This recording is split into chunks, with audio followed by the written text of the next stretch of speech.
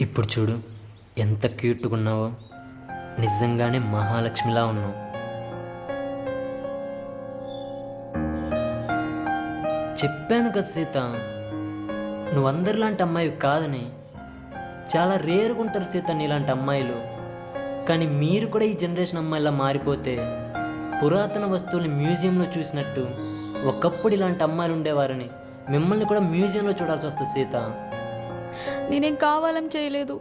అసలు ఆ డ్రెస్ కూడా నాకు నచ్చలేదు. హ్మ్. నాకు అర్థమైంది. ఐఎమ్ సారీ సీత, నేనే కొంచెం ఎక్కువ రియాక్ట్ అయ్యాను. నేను ఎప్పుడు నిన్ను అలా ఇమాజినేషన్ చేసుకోలేదు సీత. సడన్గా ఒక్కసారిగా నిన్ను అలా చూసేసరికి బర్స్ట్ అయిపోయాను. I'm sorry Sita.